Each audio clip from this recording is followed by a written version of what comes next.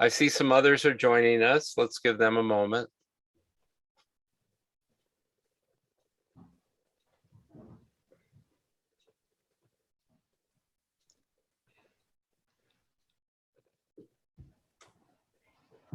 Ann and Brad, if that's you, you might want to unmute for the moment if you'd like. Okay.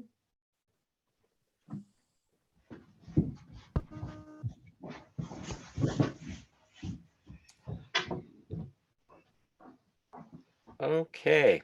How do you When get we to start see the it? presentation, I think I'll ask everybody, Get to the- we'll put you on mute, and except for Toby, who's going to speak to us about our subject today. But I would encourage you, if you have any questions along the way during the presentation, why don't you enter them on the chat portion of your Zoom, and we'll catch up with them when we're at the end of the presentation. Before we begin, I'd like to share some announcements about what we're going to be doing. For those of us who live locally, we're going to get together for Christmas in person, and we're going to be meeting at St. Luke's Episcopal Church in Shawnee, and it'll be on December 5th, Sunday afternoon at 2 o'clock. And this year we're going to try something a little different besides our traditional carol singing and so on. It was suggested we might try to have a different film. And with the recommendation, I was able to get one that we have never seen. It's based on the Welsh story Tan Ar Common, and the movie version is titled The Christmas Reunion. And it's a very curious story that isn't about Christmas per se, but it's richly Welsh. It was filmed in Wales at Penarach and the valleys north of Swansea. And it's a story of an orphan gypsy boy who's faced with the problem of not being welcomed by his grandfather. And the story's being told to a boy in New York City who's living a similar situation, and the story's being told him by Santa Claus.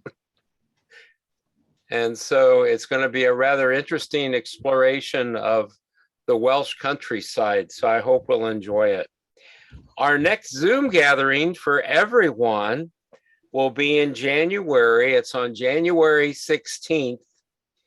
And I'm very pleased to tell you that we have Dr. Arturo Roberts lined up to speak with us. He is the founder of the Welsh newspaper Nanai.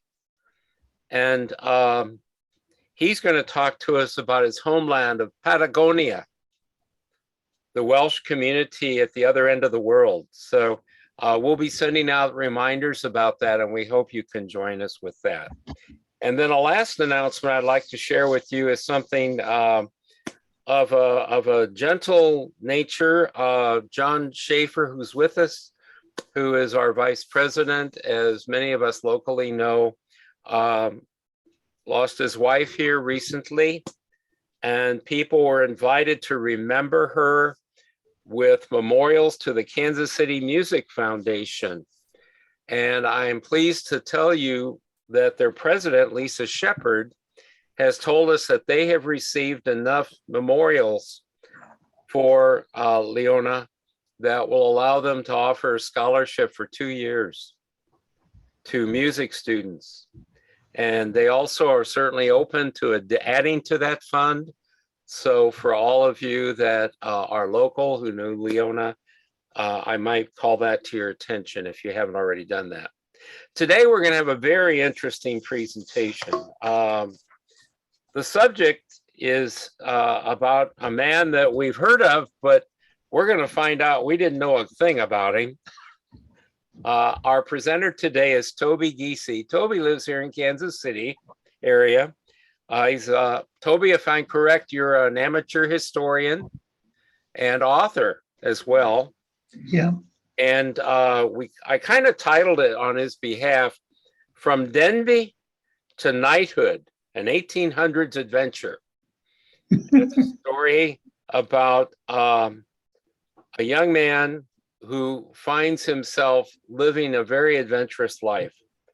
And I'll be sharing with you visuals as Toby goes along. And then, as I said, if you have any questions, just enter them on the chat and we'll catch up when Toby's done. So Toby, if you're ready to go, I'll get started as well. Okay. Can you hear me all right? Very well, thank you. Everybody can hear, I hope. Yeah, we've had everybody, Toby, mute, so you have the stage. Okay. I got a sign up there that says, who was Stanley? Well, Mr. Stanley, real name was John Rowlands. He was born in Denbigh, Wales. His mother, Elizabeth Perry. His father, John Rowlands. They were not married. And on the 14th, excuse me here, on the 19th of, there we go, 28th of January, 1841, he was born.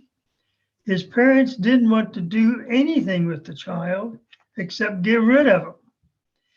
But unfortunately, that did not happen. The relatives in the family took the boy and tried to help bring him up. And his father, or his mother, Moses Perry, his grandfather, was a local butcher there in town. He took care of the boy for a short period of time. And then all of a sudden, the boy's father or grandfather passed away, and the boy was only 5 years old. Knowing that he didn't feel like he fit in anywhere, he was put into an orphanage, or what we would call an orphanage, but it's a workhouse. This is at St. Asaph in South Wales, or in North Wales. And I am surprised because around 1912, they closed the building up forever. It had been turned into a hospital. So they had some history behind that building. And from what I understand, I hope it's still up just for the namesake, because a lot of things took place there over a period of time. As we go on, we will learn more about Mr. Rowlands. In one of the situations when he was sent to the orphanage, I would imagine he had some schooling at one time or at certain periods of his life. And at the time, he was probably planning to make his escape because of the fact that he did the following. He left, I guess you could say, on a,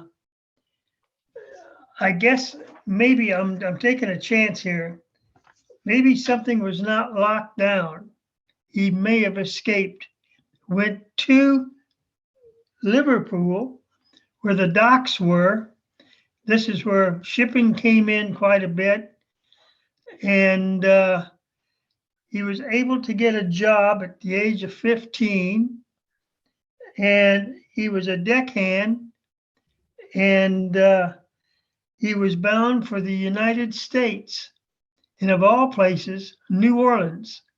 So he was really going to take a 90-day routine trip that took 90 days or 3 months just to get to a place called New Orleans. Now, after arriving in New Orleans, he was able to meet some folks there that seemed pretty nice to him because they gave him a job working in a warehouse. Mrs. Speaks and a friend of hers, Mr. Stanley, owned the warehouse. Mr. Stanley was a cotton broker. He dealt in cotton goods, and he was given a job working in the warehouse keeping records. Now, this is where he started learning how to write and keep track of what was coming and going. And it helped the boy out tremendously. It also, he got to where he learned how to talk to people. He learned how to reason with people. He learned how to work with people. And this tremendously gave him a chance to be on his own to some degree.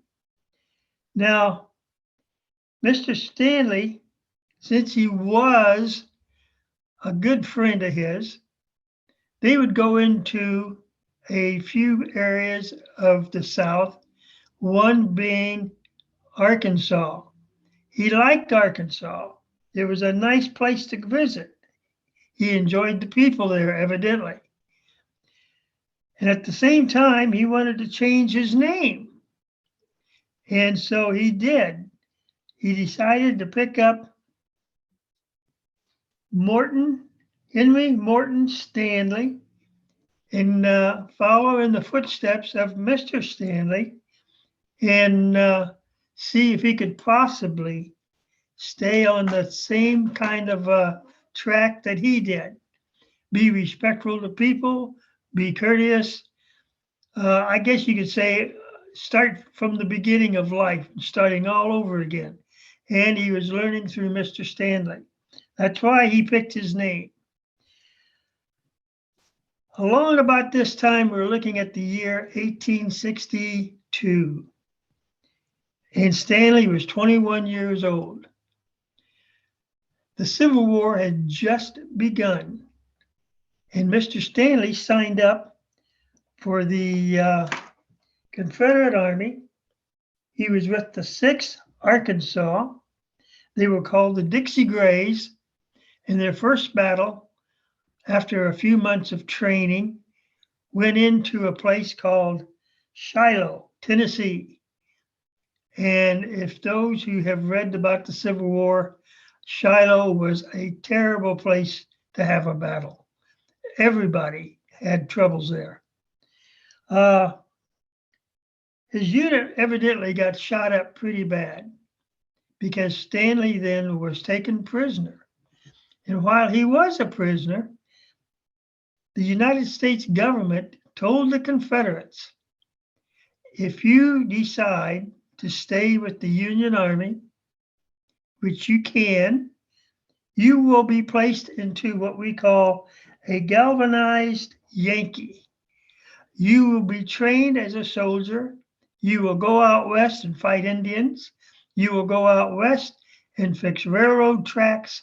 You will go out west and you have nothing to do with the Civil War whatsoever.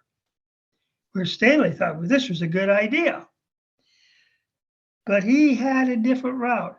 He was sent to a place called Hagerstown, Maryland, and they needed sailors. And he thought he would try the Navy. So he was placed on a ship. It was called the USS Minnesota. It was a small, I don't know if you could call it small, but it was a frigate. I'd have no idea how large they were, but I'm going to say they may have been close to 100 yards long at the most. A small, slender ship that could move very quickly. He also had a chance to do some runs to England to pick up supplies or whatever was necessary. And while he was there, he roams in on his mother. And he says, here I am. And his mother was surprised. It seemed like she had no qualms about it whatsoever. She liked the boy. They got along well. In fact, he even had a chance to meet his brothers and sisters. And I am assuming he might have had at least maybe 2 to 3 days in the community there. And then he came back home. The war finally came to an end. He had an adventure just for a short period of time, but it was going to continue because the next thing would be something unusual for him. Mr. Stanley got into a situation to where, because of his writing reports for the Navy and for the service and other situations he was in, he got into a situation to where the Weekly Missouri Democrat, a newspaper located in St. Louis, needed reporters. And they needed reporters to go out west. And guess what? He was chosen. He got to go out west, but he did it in style. Now, one of his commanders on the expedition was General Hancock. He is the one that was in command of the Second Corps at Gettysburg. Now he's in charge of the Army. And they were going to Fort Riley. And at the same time, General Custer was with them. General Custer's scouts were there. Isaiah Doran, who was a scout for Custer. Wild Bill Hickok, who also was a scout. He had territory in Kansas, in fact, at a place called Monticello Township. He was a local marshal there. And we have Buffalo Bill. So all three of them he had a chance to meet, talk to, and get along with. This was an adventure for him because he had never been in a situation to where there were so many people at one time in one place, and he had a chance to meet them. Now, this was an unusual thing for him. Along about after his little adventure, about 1870,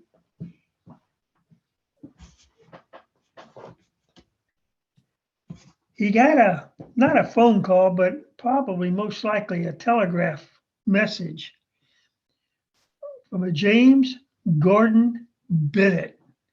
He was the New York Office Herald, I should say the New York paper, the Herald, and he was in charge of the paper. And he asked if he could use Mr. Stanley as a guide and go to Africa and find Dr. Livingstone. Well, Mr. Stanley probably in his own mind was thinking, my God, this would be an adventure again.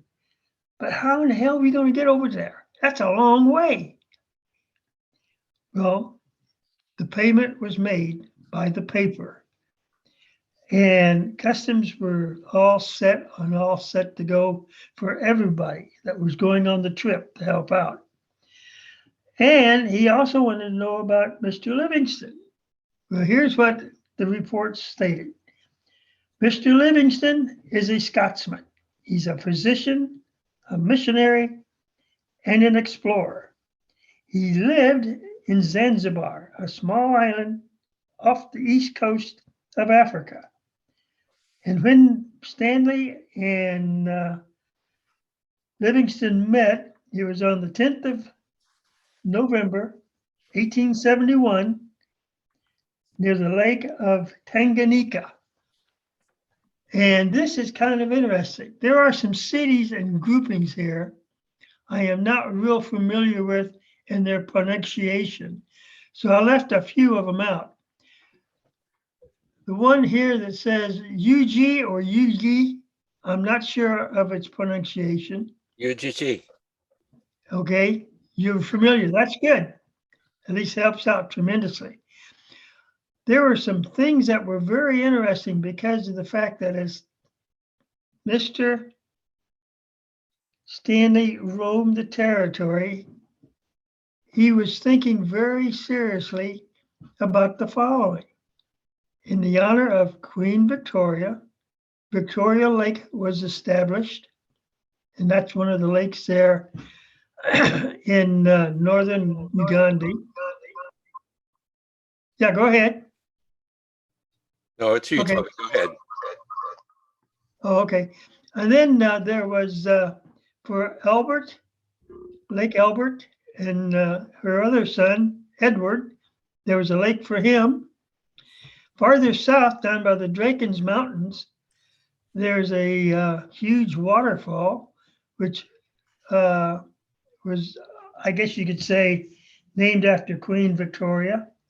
So Stanley was having fun exploring and seeing what was going on all at the same time.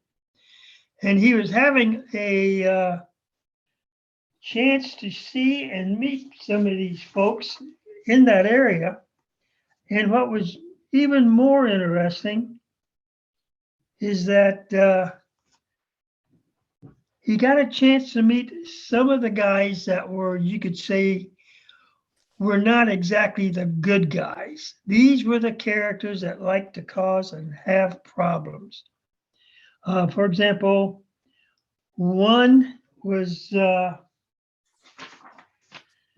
named Marambo. He was a warlord. He liked to control everything, and he liked to shoot elephants and sell their tusks.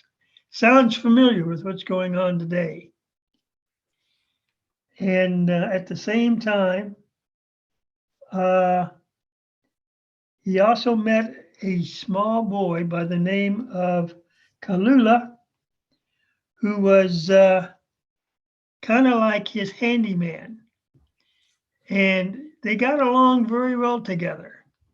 Now, the reason he named him in such a way is because, or I should say, because of the fact that he was by himself and the boy had nobody to go to, he would be used as a slave. So Stanley adopted the boy and was with him the entire time he was over there. The only problem is, on one of his excursion trips, Kalula was on a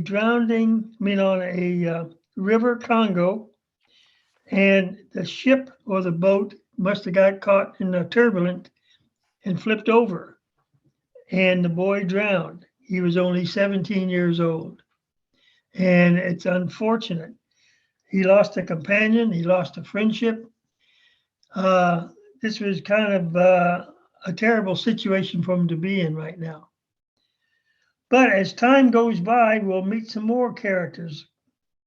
Matusa Murgunda. He was another ivory, I guess you could say, dealer.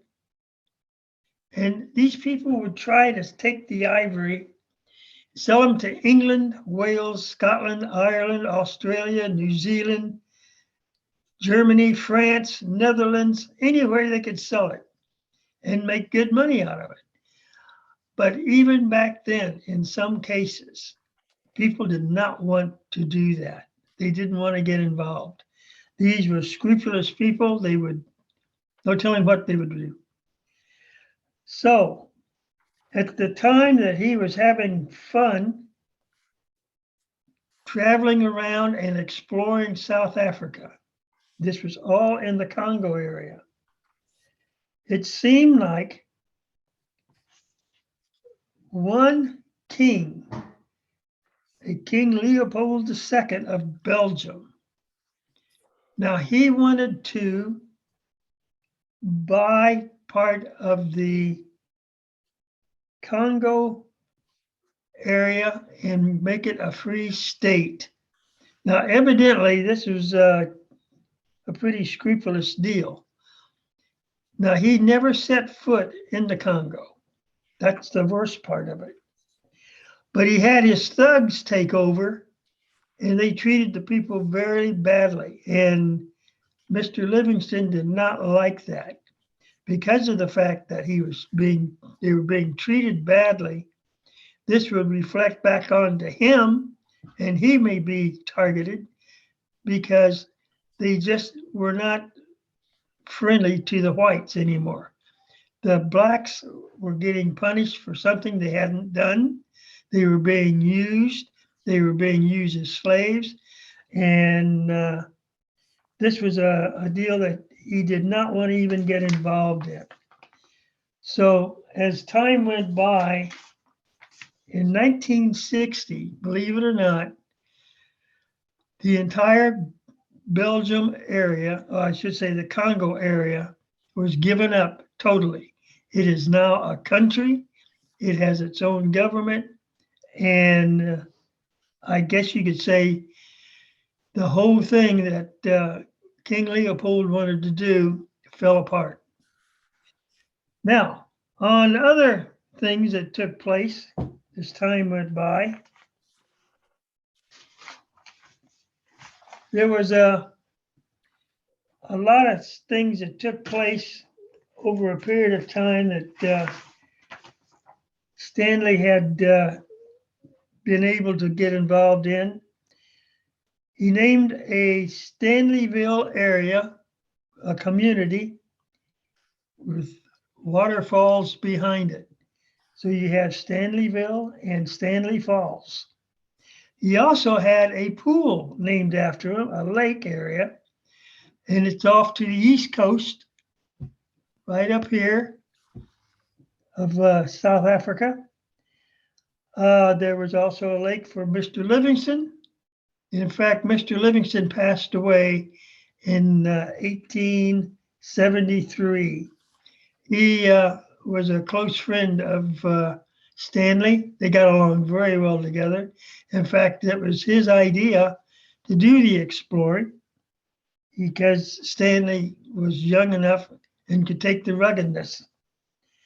Also, while we were doing this, we discovered one of the other things that was really unique in its own way. Let me get my sheet here. This is very important. There was a Dr. Edward Schweitzer from Germany. He was a pasha. That means he had some authority. And he got hold of Stanley and said, "Can you help me navigate my way to Khartoum? I have supplies for General Gordon. And if I can get them there in time, Gordon may be able to last." Well, immediately, he mapped out the entire route so that he could use it. And believe it or not, he did get to Khartoum. But the day before he got there, Khartoum was overrun, Gordon was killed, and this was a disappointment. Why it was because right after he had given the information to the Pasha, he'd gone on to England and didn't know anything about this until after he had arrived in England, which would have been at least 30 to 40 days from now, or from that time point. Anyway, he had some other adventures. Mohammed Tippo Tib, this is an unusual name. He was also one of those who liked to not cause trouble, but wanted to sell ivory and make money. So ivory evidently was a very big product in that time zone, and it still is today. So Stanley had a lot of, I guess you could say, ways of trying to negotiate with people and at the same time get along with them at the same time. Some of these folks fly off the handle. Africa was an unusual country to go to, or I should say area. There was friendlies and unfriendlies. And if you didn't know where you were, it could really be tough. So this was something that's kind of unusual. Stanley had the gumption to try to work with people. He did well. Now on this thing with, let's see, Stanley decided he would try something that was unusual. He wanted to get married. He had a lady friend that he had asked several times to marry him, and she said no. She was 14 years younger than Stanley, but she finally gave in and they got married. This was in 1890. Right now, Stanley, between the year 1860 and 1890, has already had 30 good years of floating around, having a great time. But for the next 10 years, the following took place. He adopted a boy. His name was Denzel. He was born in 1895. And that's all the information I was able to dig up, except for one thing that was unusual. He had served in the British Army. He was a guard at the palace. He was retired in 1956 and died in 1959. And that's all I could find on him. No photographs, no nothing. As for Stanley, he had been awarded the following over a period of time. He had been awarded, I guess, for courage and so on. He was given the Medal of the Bath. It's an unusual looking medal. It looks very nice. But this is one of the medals that he was awarded. We talked about the school that he went to, well, I should say the workhouse. It was closed up. Dr. Livingstone sent back to the Royal Scots Museum a bunch of mineral rocks that Mr. Livingstone had picked up, and I guess they were very unusual. And at the same time, without trying to get so technical, there was also freshwater snails found in Africa that were intriguing because you don't find them in South Africa. But as of looking at all the information that we were able to find, and a lot of it was from bits and pieces that I was able to dig up from the computer, from the books, from manuscripts. And I got more notes here than you can shake a stick at. And yet I kind of wonder, even though we just covered a piece of his life, I wonder how difficult it really might have been to be able to do what he was doing. Because if you stop and look at this very seriously, he discovered and explored and made maps in a very difficult area. Now, looking at this for a second, let's say if we had lived in South Africa just for a short time, we would have had the following. There were railroads being, I guess you could say, not excavated, but being set up to travel throughout South Africa. There was conflict between natives and I guess you could say Cecil Rhodes and what he was doing.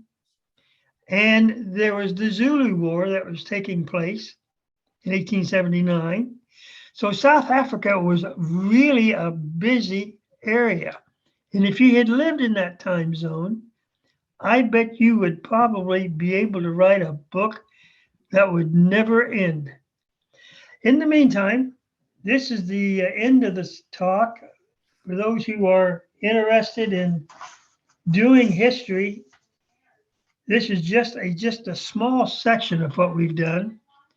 Mr. Tracy, who was a movie star, and Mr. Let me see, there's another one here. I was trying to. Okay, I don't see his name on there. I mean, I was probably wrong. Mr. Stanley did a movie back in 1939 on Livingston, and he did a very good job. I remember as a child when I was, I guess, about 14 or 15 years old, and I thought that was the neatest thing that he did in exploring South Africa. It would look so real and so natural. It didn't look like anything homemade. I don't know if it ever got any Academy Awards. I'm sure it probably did. There was, I was trying to think here. Okay. Okay, I can't find what I would need, but that's all right. The Stanley book by Mr. Alan Gallup was presented, or not presented, but allowed. I was allowed to read the thing. I got it through, I guess you could say, a book exchange at the library, and it came out in 1910. It is full of photographs as well as text. It is a very good piece of work. It's not,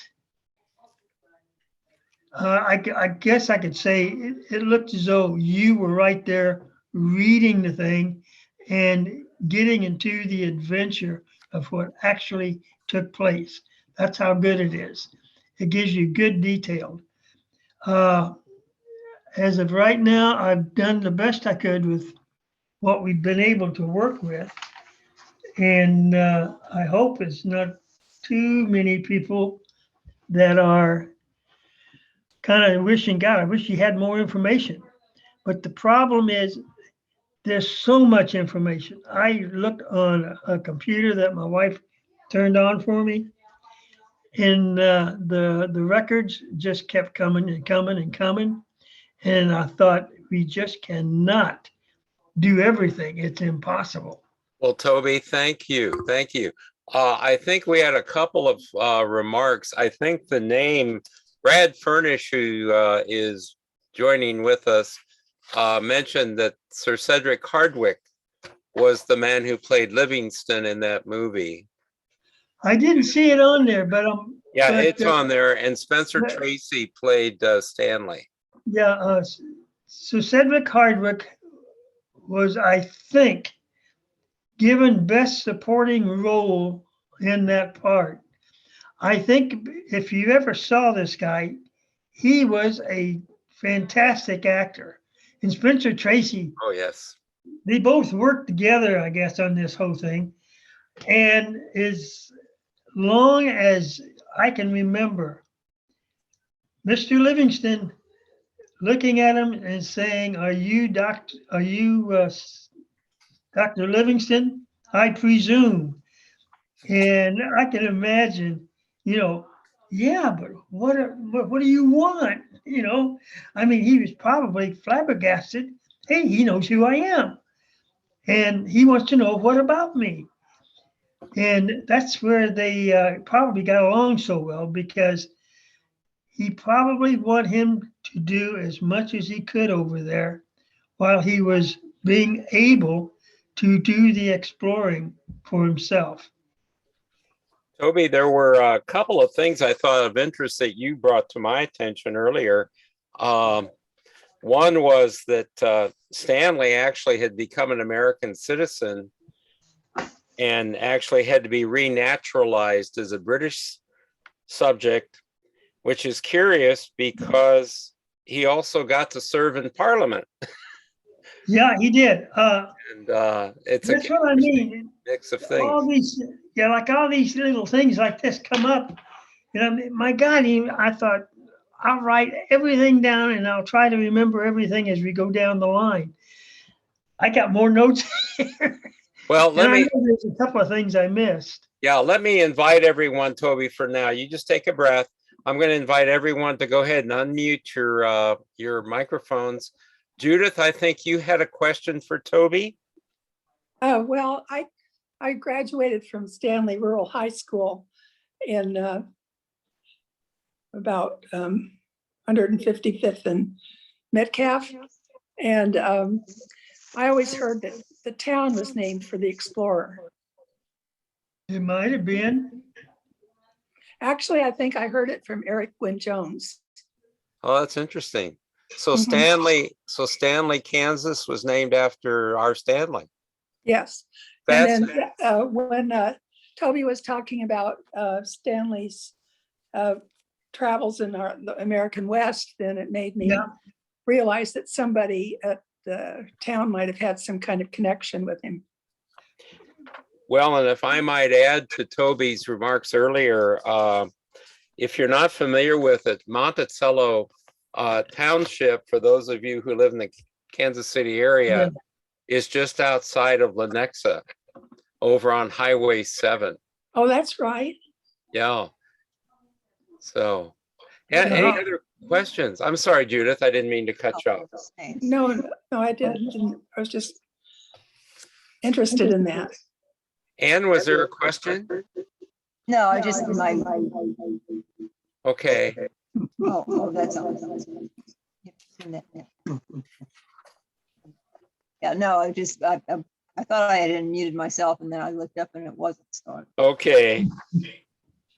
So we have this young man who essentially starts life with unmarried parents. He ends up in a workhouse to survive because his grandfather, the butcher, died. And he finds himself becoming one of the shakers of 19th century European politics in Africa. Yep. And ends up being knighted on top of that when he's done. Well, that was interesting because of the fact that this Pasha character wanted to use his brain, I guess. Can you remember how to get the cartoon? Do you know how to do this? Do you know this? Mm-hmm. And he says, yes. And he says, I need to get this stuff to General Gordon. And this was very interesting. Now, I remember the movie Gordon when it came out, but they didn't have this in there. It was just mainly of Garrison. But if this was true, which is probably true, trying to get supplies through areas in South Africa or in Africa would have been a job. That would have been something that if you had to leave, you have to leave yesterday to get there by tomorrow. I mean, this was a necessity. Toby, if I may comment just a moment. Gwyneth, you have something to show us. Why don't you hold up? It looks like you have the book, or? Yes, I do. But that was fascinating, and thank you very, very much indeed. It, as you now realize, it is a very, very complicated and fascinating character that covers so much of this time in our history, from, as you say, the Civil War, the Indian Wars, the wars that were going on elsewhere. And he's very contentious character. You either like him or you dislike him. We've just had to have a vote in our town council in Denby. Mm-hmm. The people have voted whether they should keep the statue of Stanley where it is. It's been there. I was getting ready to say.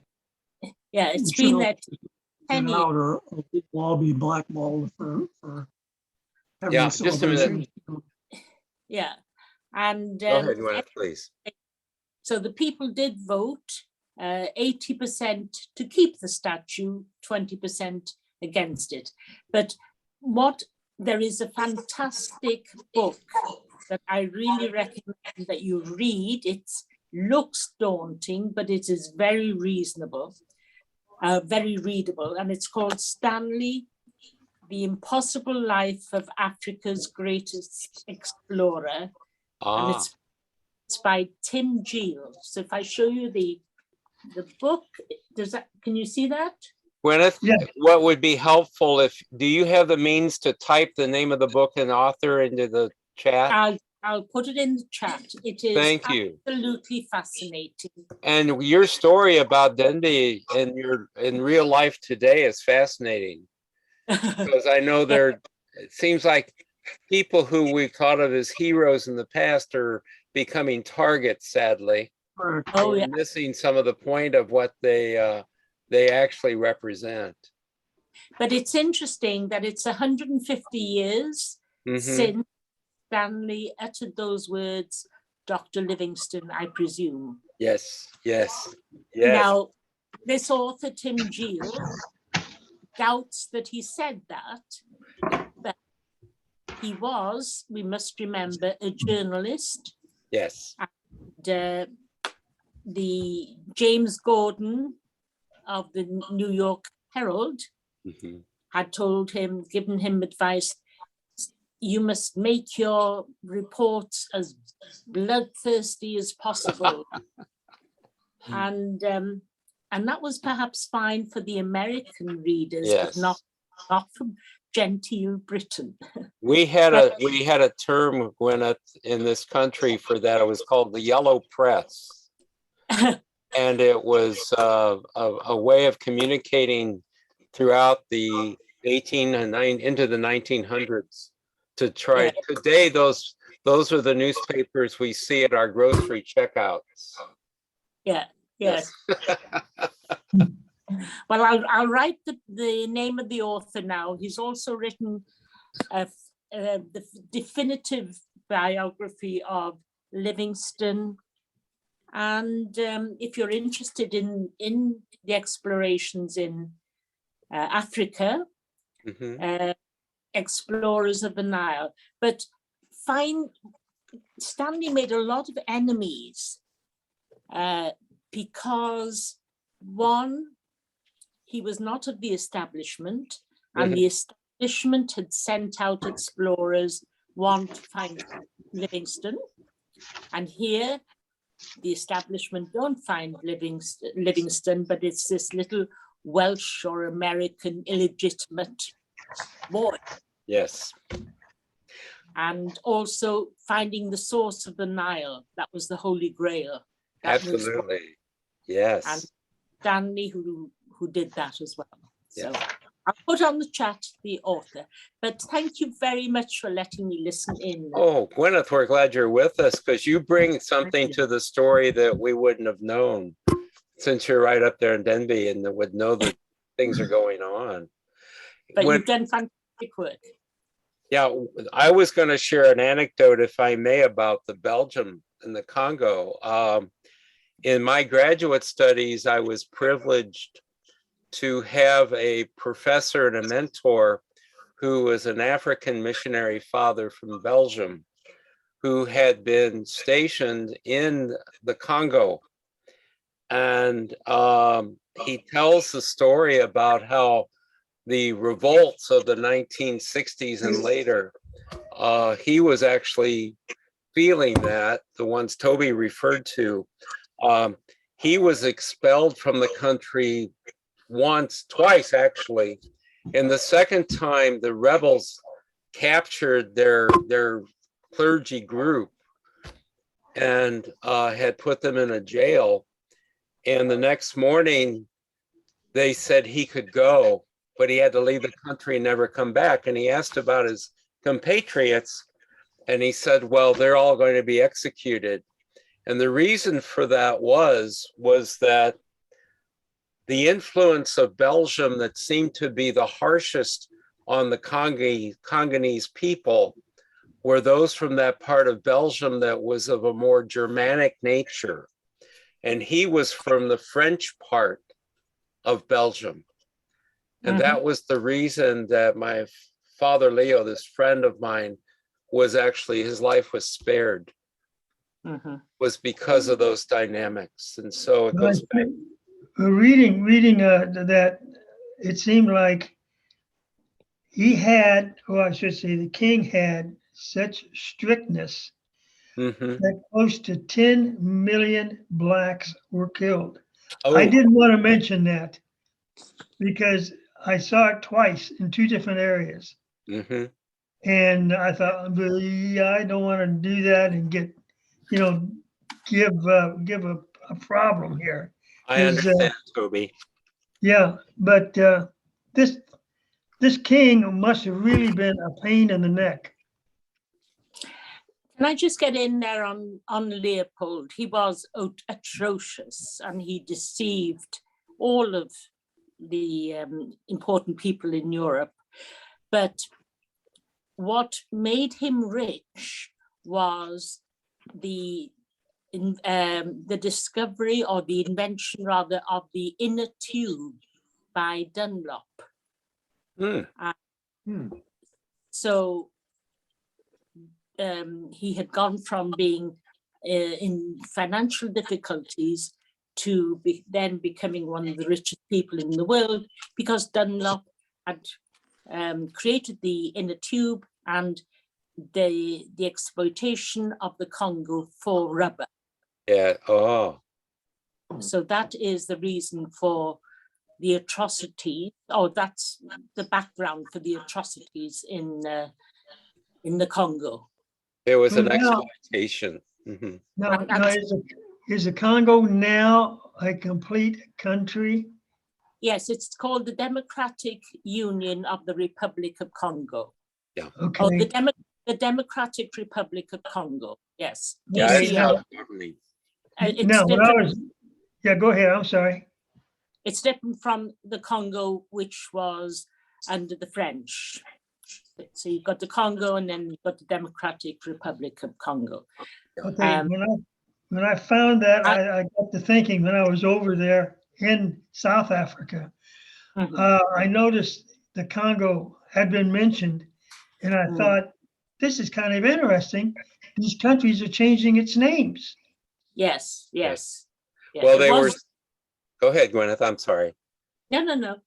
I was saying a lot of these countries who had been exploited in colonization were Yeah. trying to recreate their own identities. Mm, mm. And I think that's what you see a lot of these countries like Zaire. And That's right. you see that they've tried to take on their own cultural heritage. Do we have any other questions or anything to share before we bring our gathering to a close this afternoon? It's been a fascinating topic. Toby, thank you. Thank you. Absolutely. Absolutely. Thank you very much. Let me, I'll just end with people like to link Stanley and Leopold, but what we must not forget is that Stanley was sacked by Leopold because Stanley wouldn't make agreements and treaties with the natives that Leopold wanted. yes. Thank you, Gwyneth. Right, Thank I you. finished. Toby and Gwyneth thought I'd get together and write that book that Toby mentioned. It looks like they could do a wonderful job. Hey, I want to, go ahead, Toby.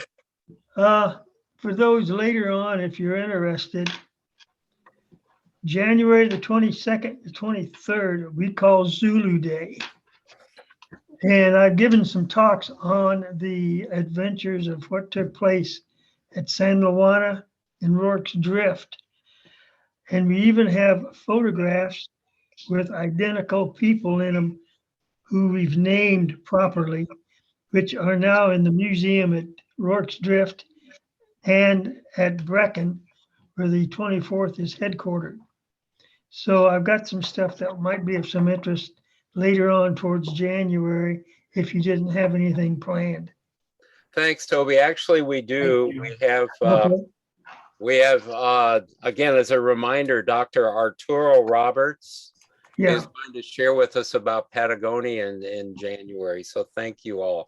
And thank you. Gwyneth, let me repeat before we close the book. Stanley, The Impossible Life of Africa's Greatest Explorer by Tim Geel. Excellent. And Yes. to all of you, I want to say thank you for joining us. May fall be a warm time for you in spite of its way of cooling down life. And we look forward to getting together again. And happy Thanksgiving to you when it comes. Thank you. Thank you very much, Gwyneth. Goodbye, everybody. Bye-bye. Thank you very much. Bye-bye. Okay, right. Hey, Mary?